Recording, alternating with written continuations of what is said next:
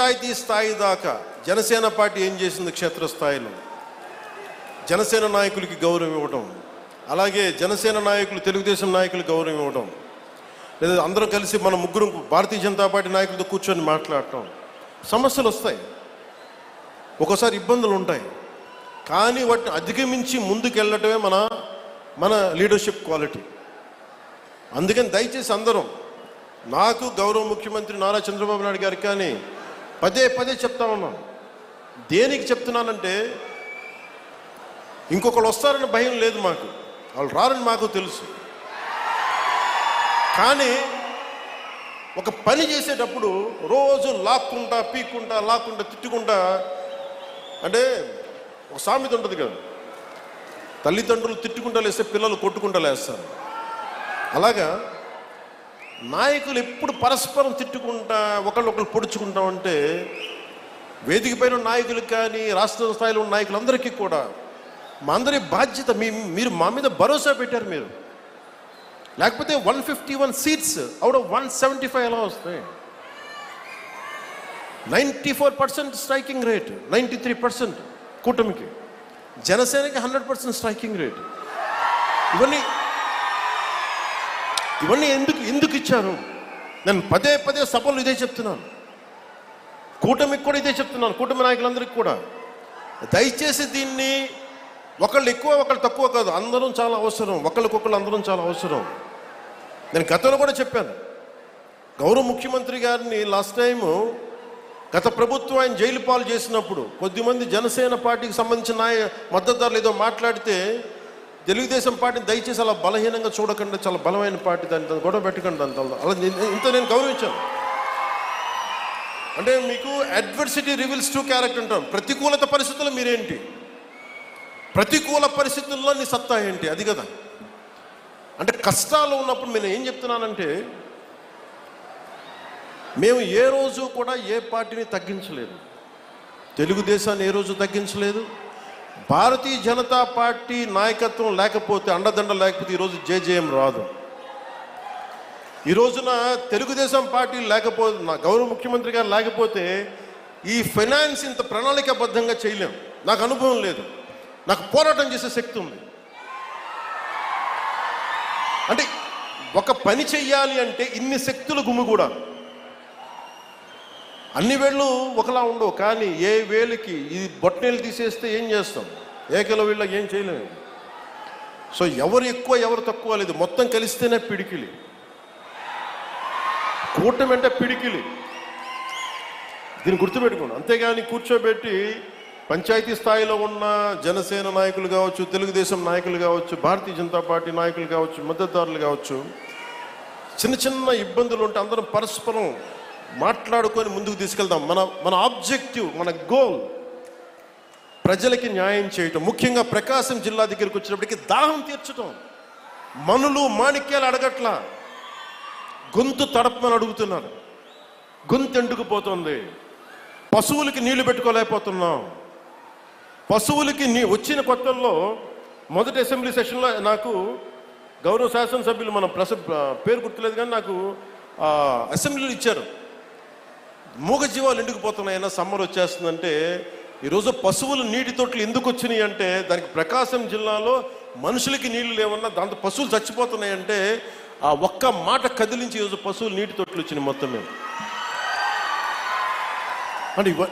అంటే ఇవన్నీ ఏంటంటే, మేము 15 సంవత్సరాలు స్టెబిలిటీ ఇస్తే తప్ప, ఈరోజు వేసిన మొక్క, ఒక చిన్న మొక్క వృక్షం అవ్వాలంటే 10-15 సంవత్సరాలు పడద్దు. ఒక మామిడి చెట్టు ఈరోజు మొక్క వేస్తుంది రావడానికి 8-10 కనీసం దశాబ్దం పైన తీసుకుంటుంది. అలాంటిది ఈరోజున ఒక పబ్లిక్ పాలసీ చేస్తే, ప్రజలకు ఉపయోగపడే చెయ్యాలి అంటే ఇంతమంది ఇంత సమయం కావాలి. అందుకే నేను పదే చెప్తా ఉన్నాను, 15 సంవత్సరాలు కలిపి ఉండాలి అని. దయచేసి నన్ను అందరూ కూడా అర్థం చేసుకోండి.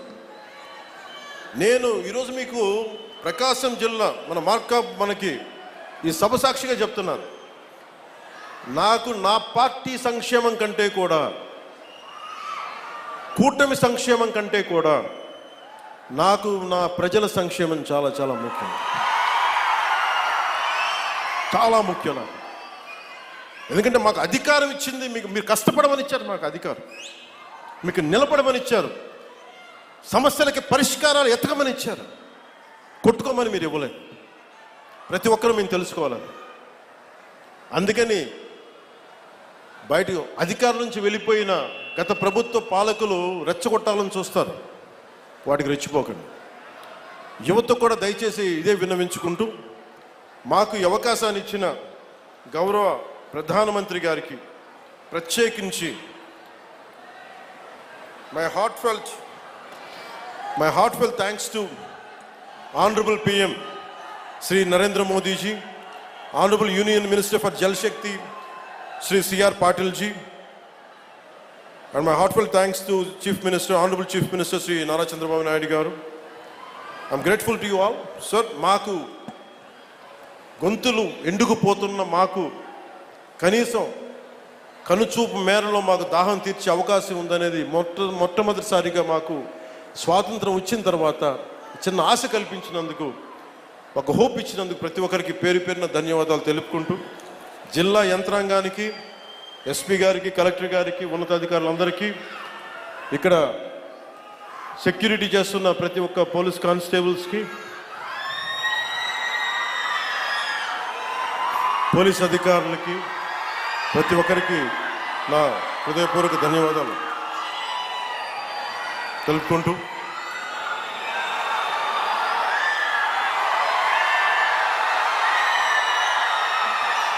నేను మీకు 2 వాక్యాలు చెప్పి సెలవు తీసుకుంటాను. నాకు నా కుటుంబం కంటే కూడా మీ క్షేమం నాకు చాలా ముఖ్యం.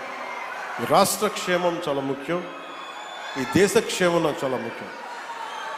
సో మీకోసం ఎల్లప్పుడూ పనిచేస్తాను. కష్టం ఉంటే సాధ్యమైనంత వరకు నా చేతిలో ఉంటే ఖచ్చితంగా తీర్చేస్తాను. కొన్నిసార్లు నిధుల లేమి వల్ల, నిధులు సరైన సకాలంలో రాకపోవడం వల్ల డిలే అవ్వచ్చేమో, కానీ చేయడం అడుగు పక్క. సో మీ అందరికీ మరోమారు ధన్యవాదాలు తెలుపుకుంటూ, అంటే ఉదాహరణకి బాలినేని శ్రీనివాస్ గారు ఉన్నారు వేదిక పైన. బాలినేని శ్రీనివాస్ గారు కూడా గతంలో వైసీపీలో చేశారు. అంటే నేను ఎప్పుడు కూడా వ్యక్తిగతంగా ఏ వ్యక్తితో నాకు గొడవలు ఉండవు, నాకు గత ముఖ్యమంత్రితో సహా. కాకపోతే మీరు ప్రజలకి ఇబ్బంది కలిగిస్తే మటుకు అట్లాంటి సమయంలో కూడా బాలినేని గారు నాకు చాలా ఎప్పుడు అండగా నిలబడేవారు.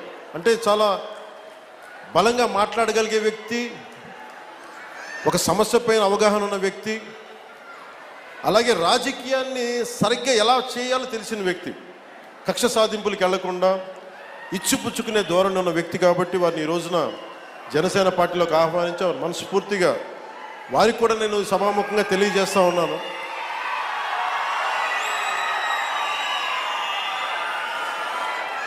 కొత్త కుటుంబ సభ్యులు వచ్చినప్పుడు కొంచెం ఇబ్బందులు ఉంటాయి.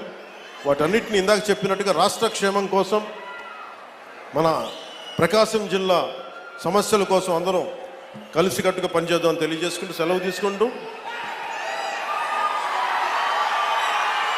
జై భారత్, జై హింద్.